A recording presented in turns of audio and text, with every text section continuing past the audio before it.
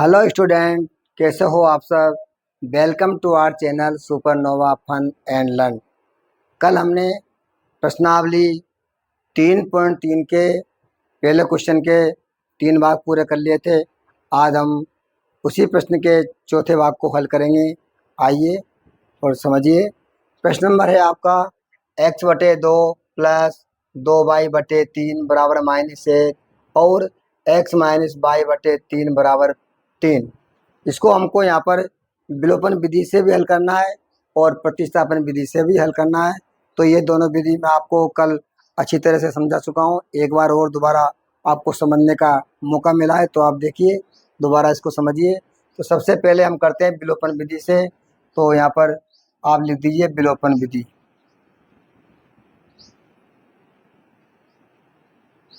विलोपन विधि से जब हल करेंगे, समीकरण नंबर 1 है हमारी x प्लस 2y/3 बराबर -1।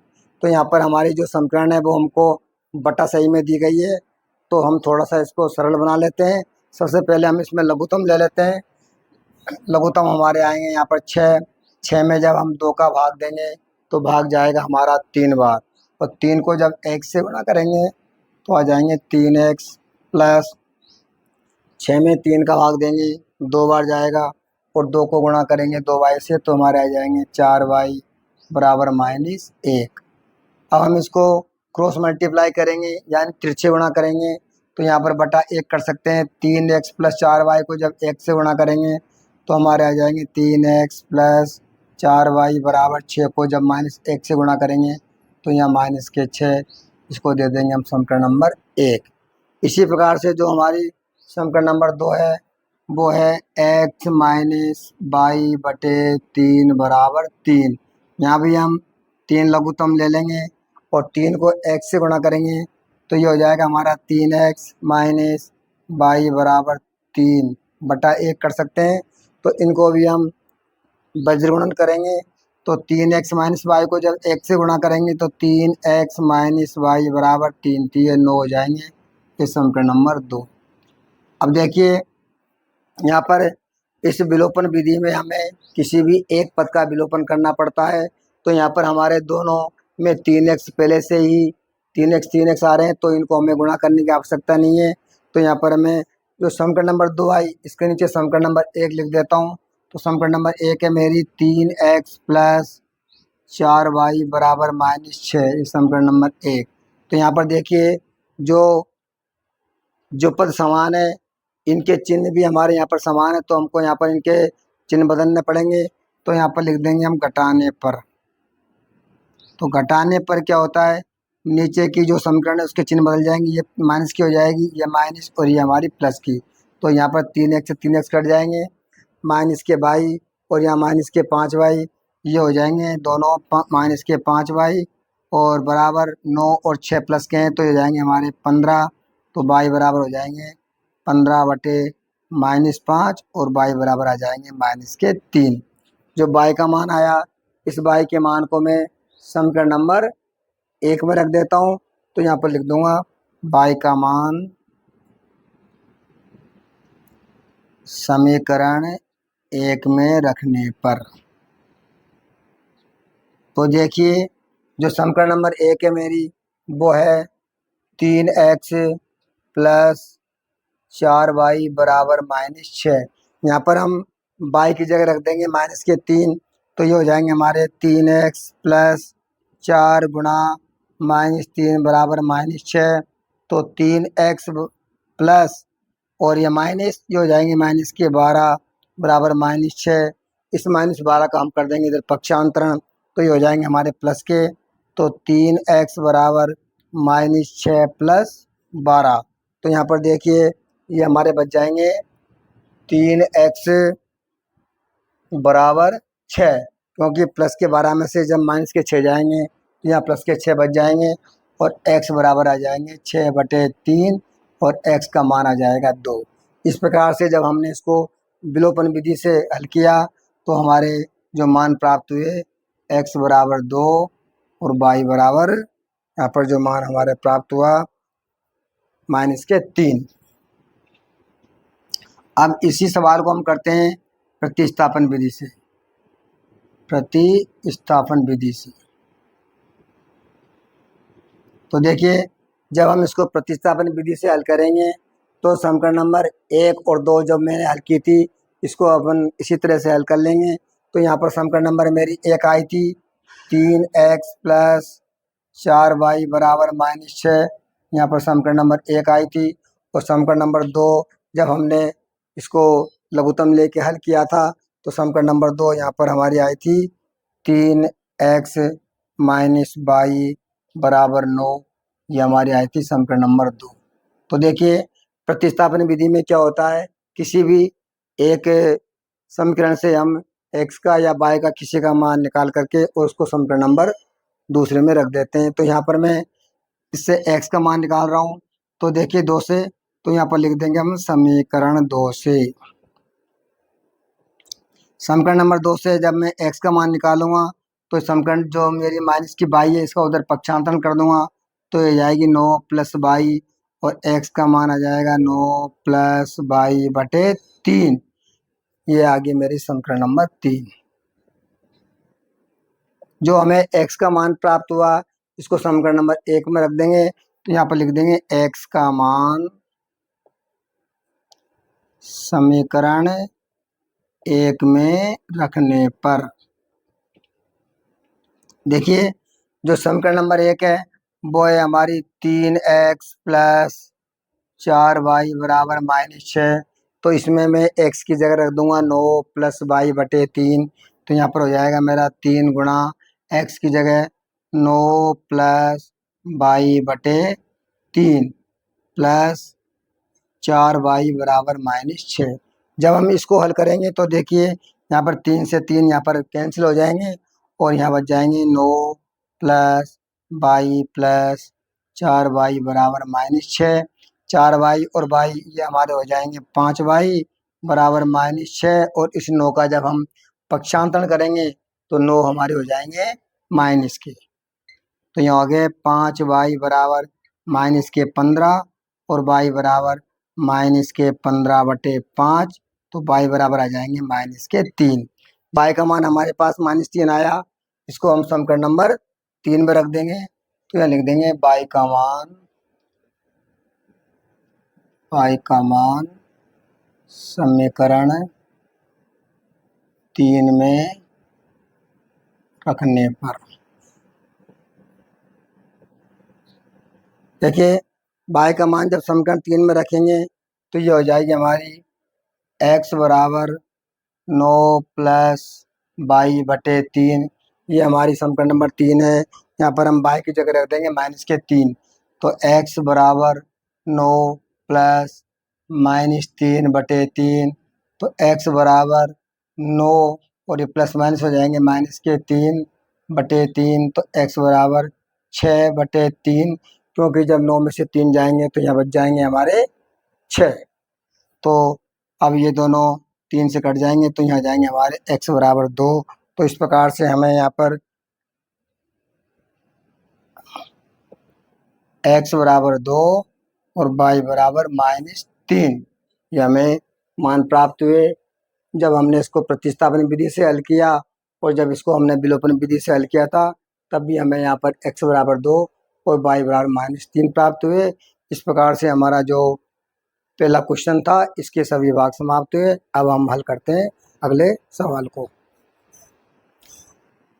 अब देखिए नेक्स्ट क्वेश्चन, निम्न समस्याओं में रैखिक समीकरणों के युग्म बनाइए और उनके हल विलोपन विधि से ज्ञात कीजिए। अब यहाँ पर हमें जो समस्या दी गई है इस समस्याओं को पढ़कर हमको पहले समीकरण युग्म बनाना है, 2 समीकरण बनानी है इसकी, और इसके बाद में इसको हमको विलोपन विधि से हल करना है। इसको यहाँ पर प्रतिस्थापन विधि से हल नहीं करेंगे, आपको साफ दिया गया है कि इसको विलोपन विधि से हल कीजिए। तो हम इसको यहाँ पर विलोपन विधि से ही हल करेंगे। तो देखिए, अपना जो सवाल है वो है, यदि हम अंश में 1 जोड़ दें तथा हर में से 1 घटा दें तो वह भिन्न 1 में बदल जाती है। यदि हर में 1 जोड़ दें तो वह 1/2 हो जाती है। वह भिन्न क्या है? हमें यहाँ पर भिन्न संख्या ज्ञात करनी है। तो हम मान लेंगे माना कि वह भिन्न संख्या x बटा y है। तो देखिए आप लिख देंगे माना वह भिन्न संख्या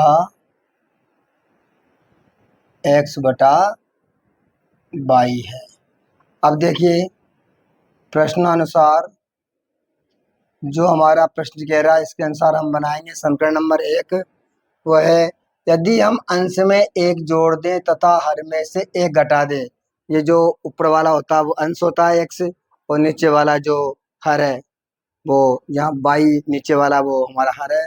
तो प्रश्न कह रहा है कि अंश में 1 जोड़ दें, यानी x में तो हमने ये 1 जोड़ दिया और हर में से 1 घटा दें, तो हर में से हमने 1 घटा दिया तो हमारी जो भिन्न है वो 1 में बदल जाती है। यानी यहाँ पर इनमें अंश में 1 जोड़ने पर और हर में 1 घटाने पर जो भिन्न संख्या आएगी वो हमारी 1 के बराबर आएगी। हम यहाँ पर इसको हल करेंगे तो हम इसको 1/1 कर लेते हैं। हम इसको करेंगे यहाँ पर क्रॉस मल्टीप्लाई यानी वज्र गुणन। तो देखिए जब x प्लस 1 को इस 1 से गुणा करेंगे तो यहाँ आएंगे हमारा x प्लस 1 बराबर y माइनस 1 को 1 से गुणा करेंगे तो y माइनस 1। हम चर पदों को एक तरफ और अचर पदों को एक तरफ यहाँ पर पक्षांतरण कर लेंगे। तो देखिए x y हमारा हो जाएगा माइनस का बराबर यहाँ पर माइनस का 1 और 1 को जब हम उधर करेंगे पक्षांतरण तो ये 1 भी हमारा प्लस का है जो माइनस का हो जाएगा। यानी x माइनस वाई बराबर माइनस के 2, यह आ जाएगी हमारी समीकरण नंबर 1। इसी प्रकार से हम दूसरी समीकरण बनाएंगे। तो हमें दी गई है यदि हर में 1 जोड़ दें तो वह 1/2 हो जाती है। यहाँ पर हमको हर में 1 जोड़ना है, अंश में हमको कुछ नहीं जोड़ना। तो हमारी जो समीकरण बनेगी वो बन जाएगी प्रश्नानुसार x बटा y प्लस 1, क्योंकि प्रश्न कह रहा है यदि हर में 1 जोड़ दें तो हमने यहाँ पर हर में 1 जोड़ दिया, अंश में हमको कुछ भी नहीं जोड़ना। तो x बटा वाई प्लस 1 बराबर यहाँ हो जाएगी हमारी 1/2। तो हम यहाँ पर लिख देंगे 1/2। जब हम इसको क्रॉस मल्टीप्लाई करेंगे तो 2 को जब x से गुणा करेंगे तो 2x बराबर y प्लस 1 को 1 से मल्टीप्लाई करेंगे तो y प्लस 1 हो जाएगा। यहाँ पर हम y का इधर पक्षांतरण कर लेते हैं तो ये हो जाएंगे 2x माइनस वाई बराबर 1, और ये हमारी समीकरण नंबर 2। अब देखिए समीकरण नंबर 1 और समीकरण नंबर 2, यहाँ पर हमें विलोपन विधि से हल करना है। तो विलोपन विधि से हल करने के लिए हमें किसी भी एक पद का विलोपन करना होता है। तो यहाँ पर हमें एक किसी पद का मान समान करना पड़ेगा, लेकिन यहाँ पर हमारे y का मान पहले से ही समान है तो हमको यहाँ पर किसी भी समीकरण को गुणा करने की आवश्यकता नहीं है। तो जो समीकरण नंबर 2 है इसके नीचे मैं समीकरण नंबर 1 को रख देता हूँ। समीकरण नंबर 1 है मेरी x माइनस वाई बराबर माइनस के 2, ये समीकरण नंबर 1। जब हम इसको हल करेंगे तो यहाँ पर देखिए y और y दोनों समान है, लेकिन दोनों के चिन्ह समान होने के कारण यहाँ पर इनका विलोपन नहीं हो रहा है। तो मैं यहाँ पर लिख दूंगा घटाने पर, और घटाने पर क्या होगा, नीचे के जो चिन्ह है वो सब बदल जाएंगे। इस समीकरण के चिन्ह यहाँ x प्लस का तो हो जाएगा माइनस का, माइनस के y ये प्लस के हो जाएंगे, और जो माइनस के 2 वो हमारे प्लस के हो जाएंगे। तो यहाँ पर y से y कट जाएगा, तो यहाँ पर 2x में से जब x जाएगा माइनस का तो प्लस का x बच जाएगा बराबर 1, यहाँ प्लस का है 2 प्लस के तो हो जाएंगे हमारे 3। x का मान हमें यहाँ पर 3 प्राप्त हुआ। इस x का मान मैं समीकरण नंबर 1 में रख देता हूँ। तो यहाँ पर लिख दूंगा x का मान समीकरण 1 में रखने पर, देखिए जो समीकरण नंबर 1 है मेरी वो है x माइनस वाई बराबर -2। अब यहाँ पर मैं x की जगह 3 रख देता हूँ तो ये हो जाएगा मेरा 3 माइनस वाई बराबर -2। इस 3 का मैं पक्षांतरण कर दूंगा तो माइनस वाई बराबर -2 और 3 भी मेरे किसको हो जाएंगे यहाँ पर माइनस के, यानी माइनस बराबर हो जाएंगे माइनस के 5। माइनस से माइनस कट जाएंगे तो y बराबर 5। इस प्रकार से हमें यहाँ पर जो मान प्राप्त हुआ आंसर आए x बराबर 3 और y बराबर 5। तो जो हमारी भिन्न संख्या वो हो जाएगी तो लिख देंगे अतः वह भिन्न संख्या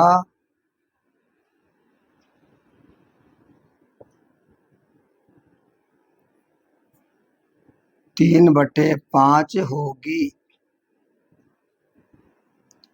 इस प्रकार से हमारा जो सवाल नंबर 2 था वो पूरा होता है। अब हम सवाल नंबर 3 को हल करेंगे।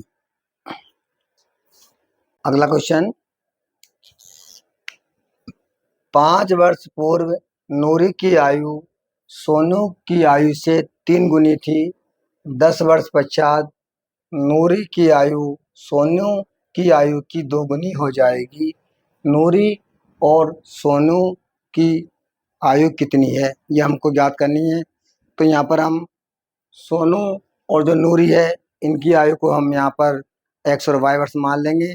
तो देखिए यहाँ पर लिखेंगे हम, माना नूरी की वर्तमान आयु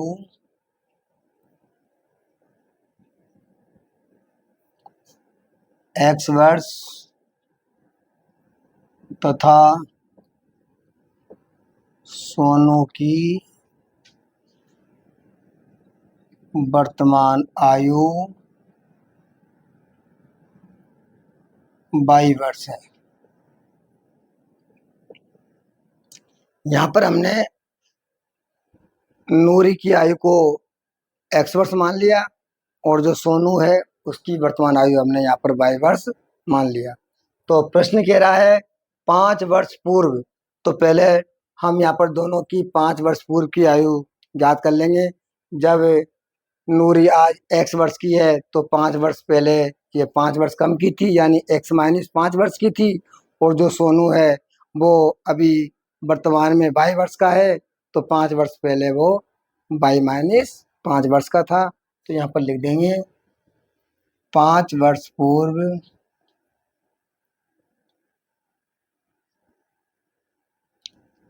नूरी की आयु बराबर x माइनस 5 वर्ष। इसी प्रकार 5 वर्ष पूर्व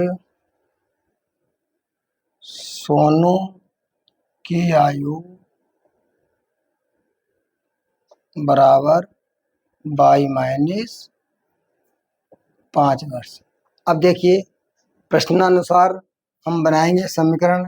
तो यहाँ लिख देंगे हम प्रश्नानुसार।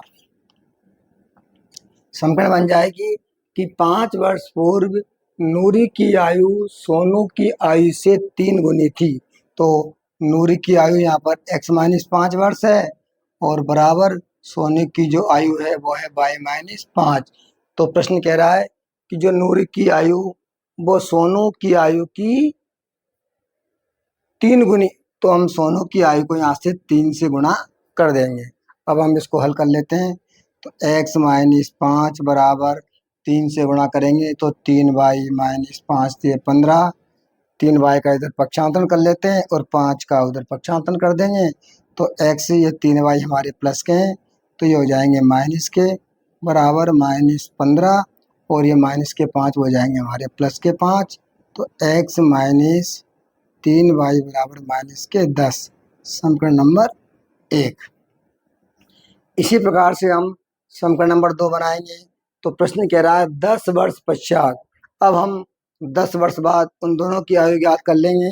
जब जो नूरी अभी वर्तमान में x वर्ष की है तो वो 10 वर्ष बाद x प्लस 10 वर्ष की होगी, और जो सोनू अभी वर्तमान में y वर्ष का है तो 10 वर्ष बाद वो y प्लस 10 वर्ष का हो जाएगा। फिर जो भी हमको समीकरण दी गई है इसके अकॉर्डिंग हम उस समीकरण को जमा लेंगे। तो यहाँ पर लिख देंगे 10 वर्ष बाद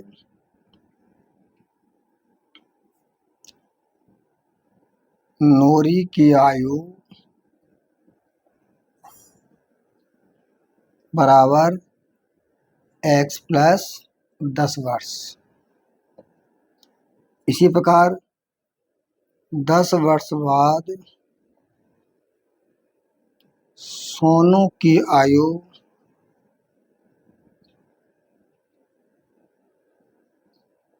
बराबर y प्लस 10 वर्ष।